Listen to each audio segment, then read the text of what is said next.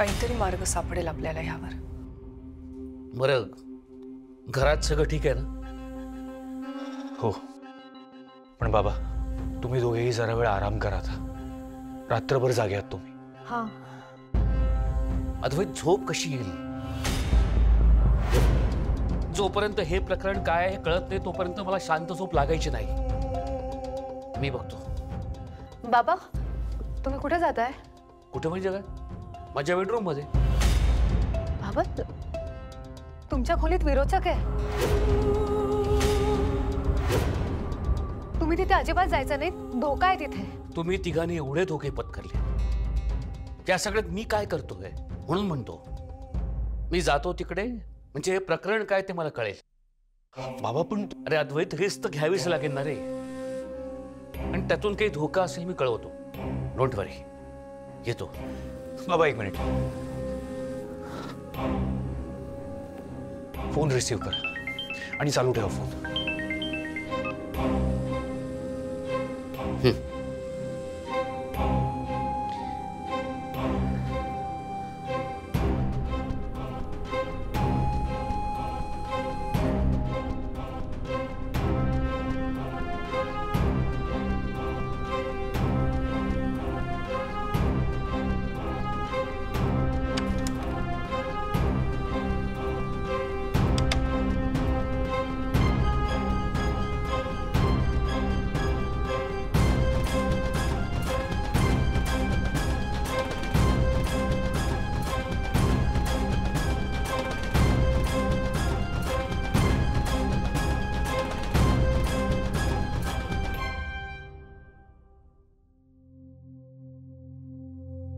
शेखर,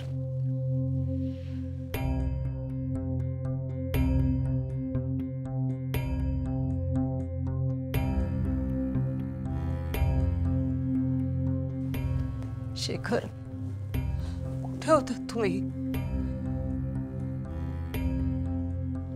रागावलात ना माझ्यावर? रात्रभर डोळ्याला डोळा नाही माझ्या, वाट बघत होते तुमची। तुम्हाला माहिती आहे ना, तुम्ही येईपर्यंत मला झोप राहिला का?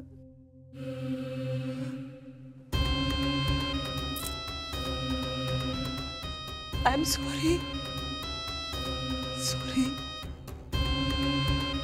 काल मी जे पाऊल उचललं ते करायला नको होतं मी, चूक झाली माझी। पोलिसांपर्यंत गेली बातमी। शेखर बोला ना काहीतरी,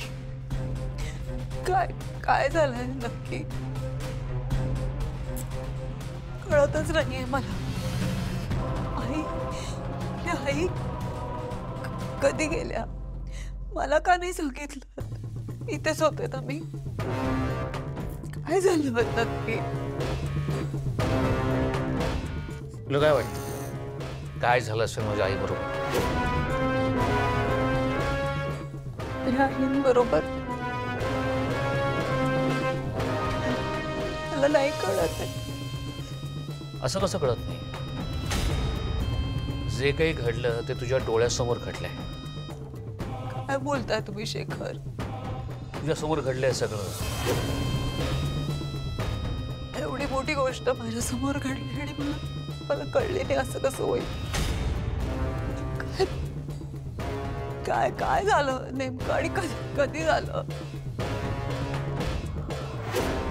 शेखर मला काहीच कसं आठवत नाहीये। मला खरंच काहीच आठवत नाहीये। असं वाटतंय की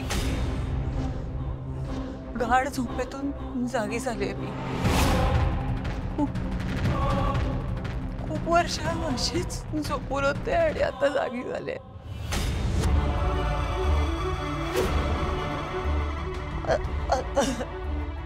अंधारातून प्रकाशाकडे येतो ना आपण, तसं काहीतरी झालंय।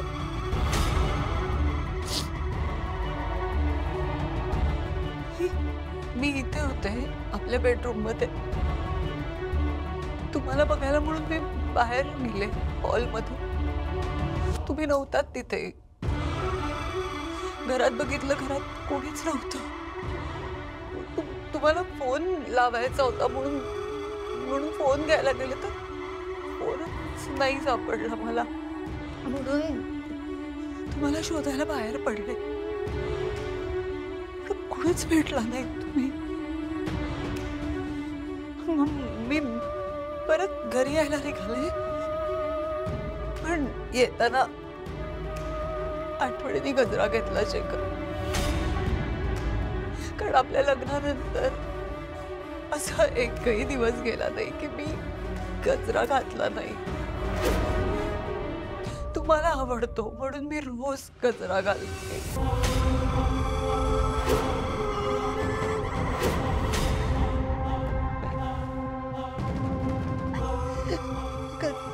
गजरा घेऊन मी घरी आले आणि आईचा फोटो बघितला शेखर. धक्का बसला मला. मला कळेना की कसं झालंय. हे कसं झालं आणि मला कसं नाही कळलं. आणि तुमच्या सगळ्यांची वाट बघत बसले होते मी.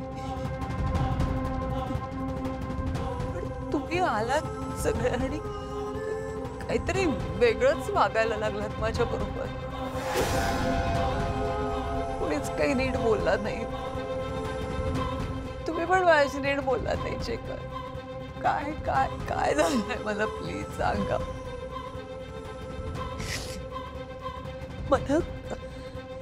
मला काही मानसिक आजार झालाय का? झाला असेल तर सांगा मला स्पष्टपणे. डॉक्टरांकडे जायला तयार आहे मी. मला बरं व्हायचंय शेखर. मला सगळं पूर्वीसारखं हवंय. माझी माणसं माझ्या बरोबर असायला हवीत शेखर. आधी माझ्या बरोबर नीट बोलायला हवंय. तुम्ही माझ्याशी नीट वागा. माझ्याशी बोला शेखर प्लीज. मी हात जोडते, पाया पडते, पण माझ्याशी नीट बोला शेखर.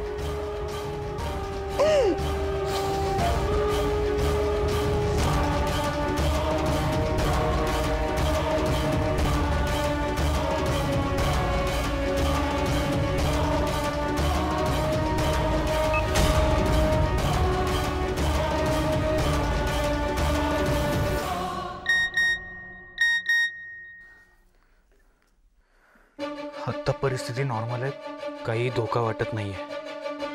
मी आंघोळ करून भेटायला येतो. आत्ता सगळं नॉर्मल वाटत असलं तरी बाबांनी तिथे फार वेळ नाही थांबायला पाहिजे. पण बाबांनी ऐकायला हवं ना. मी बोलते त्यांच्याशी. आपण त्या विरोचकाचं फोनवर जे काही बोलणं ऐकलं की ते जेन्युइन वाटत होतं. पण असं कसं होऊ शकतं? तिला काहीच कसं आठवत नाहीये. खरं काय खोटं काहीच कळत नाही. विरोचक हे सगळं खूप सफाईदारपणे करतो. पण तुला काय वाटतं ह्या सगळ्यात काय राहून गेलंय? आईची शक्ती तुला मिळाली. शेवटी आपल्या तिन्ही शक्ती एकत्र आल्या आणि मग तू ती अस्थिकट्यार विरोचकाच्या पोटात खुपसलीस. पण मग ह्या सगळ्यात नेमकं चुकलं काय? त्या खूप विचार केला पण काहीच कळत नाही. सगळंच खूप कन्फ्युजिंग आहे. आपल्याला असं वाटत होतं की विरोचकाचा मृत्यू झाला आणि मला आलेल्या संकेताचा अर्थ लावायचा झाला तर कोणाचा तरी जन्म, बरोबर? ह्या सगळ्याचा जन्म मृत्यूशी काही संबंध असेल का? पण विरोचकाच्या मृत्यूचा आणि तुझ्या या संकेताचा काय संबंध आहे? नेत्रा, काकू म्हणाले तेव्हा मी ऍक्सेप्ट केलं नाही, पण खरंच विरोचकाचा मृत्यू झाल्यावर विरोचक रुपाली म्हात्रेचं शरीर सोडून गेलं असेल का? म्हणजे आपल्या समोर जी आहे ती फक्त रुपाली म्हात्रे आहे. हे सगळं म्हणजे एका अर्थाने रुपाली म्हात्रेचा पुन्हा जन्म झाल्यासारखंच आहे ना? नाही नाही, पण जरी असं पण गृहीत धरलं की रुपाली म्हात्रेचा पुन्हा जन्म झालाय, तरी नेत्राला असा संकेत काय आहे?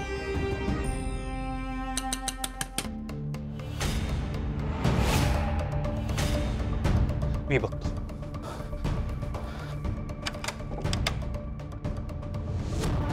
काकू, मी काय म्हणते, फाल्गुनी आणि तन्मयला खूप भूक लागली आहे. तुम्हीही कालपासून उपाशी आहात. मी खायला करू का काही? काकू एकट्याच नका करू, मी पण येते. बरं, ये तू, मी पुढे होते.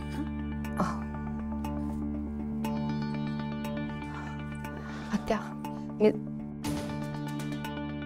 काय ग, काय होतंय? नेत्रा, नेत्रा नेत्रा, नेत्रा बस इथे. काय होतंय तुला? जाऊन तिला मी पाणी आणते. थांब. नेत्रा, आत्या पटकन. काय होतंय नेत्रा? घे पाणी घे. पाणी.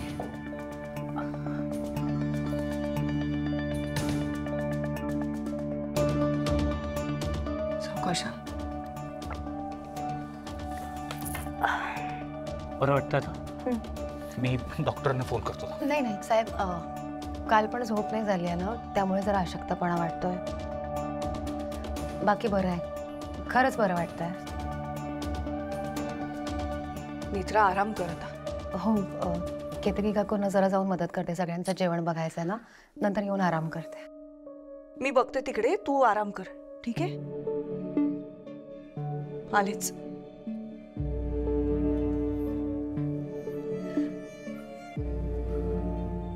नेत्रा, खरंच बरं वाटतंय ना आता? बरं वाटतंय.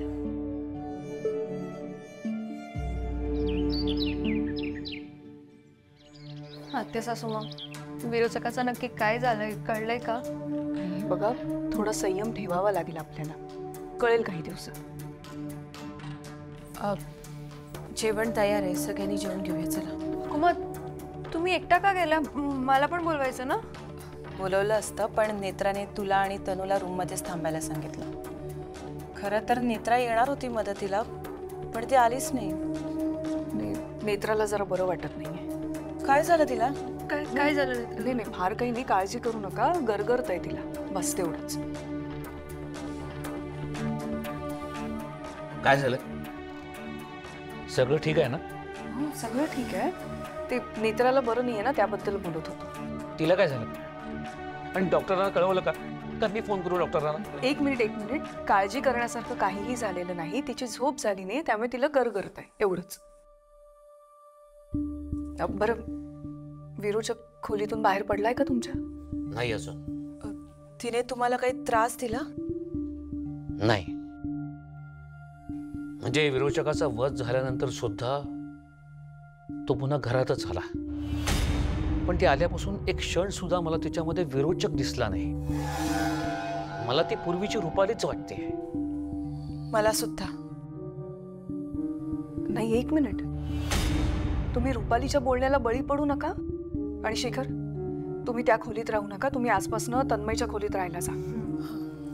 नाही, तिच्यापासून लांब राहून चालणार नाही. तिच्यावर लक्ष ठेवायचं असेल, तिच्या जवळच राहावं लागेल. भाऊजी, प्लीज असं नका ना करू. तुम्ही शिफ्ट व्हा ना तनुच्या रूम मध्ये, तेच सेफ असेल. हाँ पप्पा जी, काकू मत सही बोल रहे. मी माघार घेणार नाही.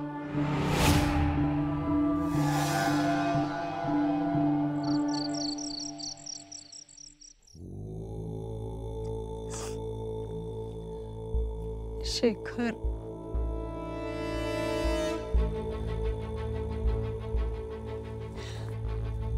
शेखर, बोला ना माझ्याशी. बघा तरी इकडे माझ्याकडे. काय झालंय मला खरंच कळत नाहीये शेखर.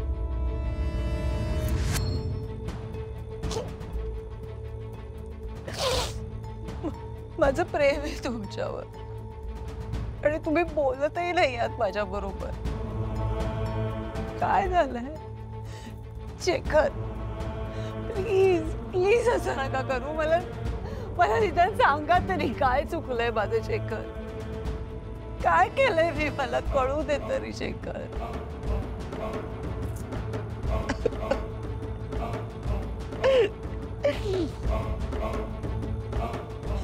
म्हणजे एखाद्या गुन्हेगाराला गुन्हा न सांगता फाशी देण्यासारखं आहे. नाही कळत आहे मला काय चाललंय, मी काय केलंय.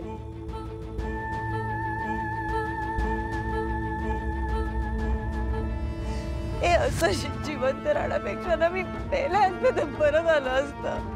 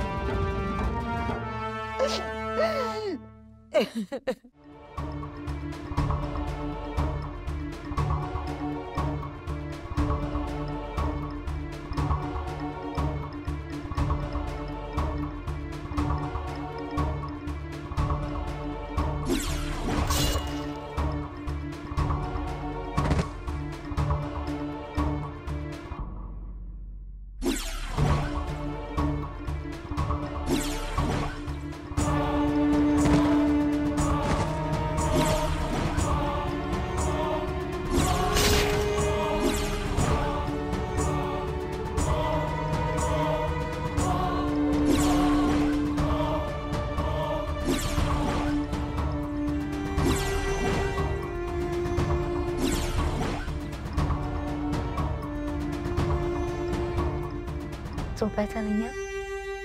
डोळे बंद केले की विरोचक घरी आला होता तेच सगळं आठवतंय. माझं सुद्धा तेच होत आहे. सतत विरोचकाचा वध आठवतो. नेत्रा, तू एवढा स्ट्रगल करून त्या कळसावर चढलीस. 5वी पेटी मिळवली, अस्थिकट्यार मिळवली. त्या 5वी पेटींचे पान सापडलं, त्यावर लिहिल्याप्रमाणे सगळं केलं. तरी सुद्धा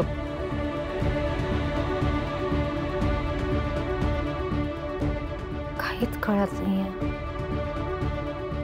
10 वेळा विचार केला.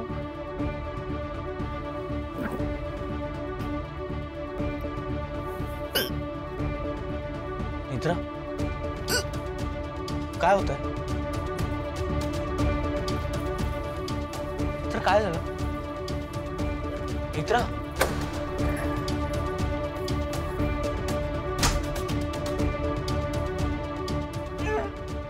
नेत्रा,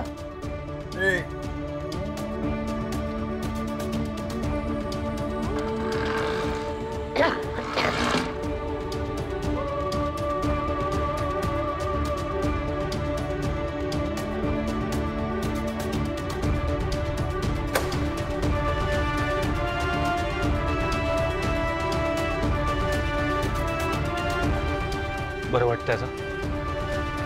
मी डॉक्टरांना फोन करतो. नाही, नको.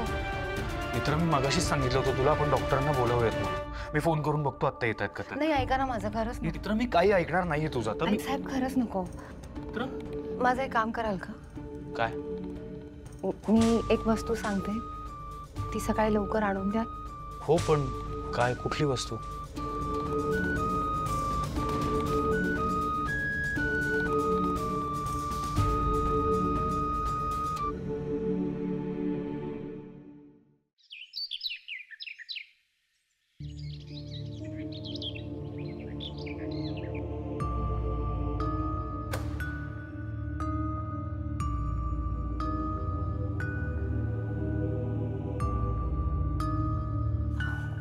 साहेब, काय झालं?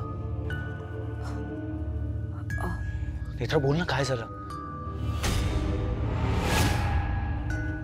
साहेब, तो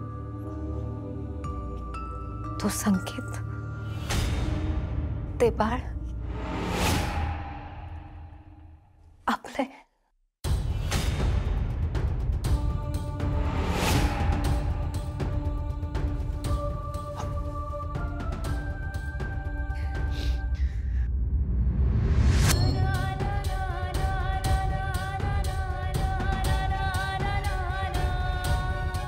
तुम्ही बाबा होणार आहात.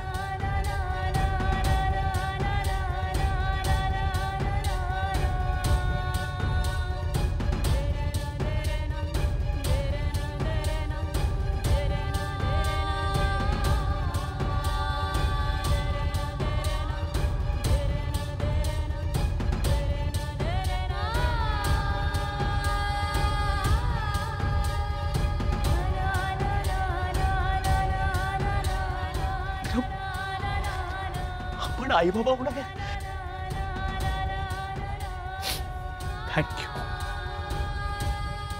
Thank you so much Netra.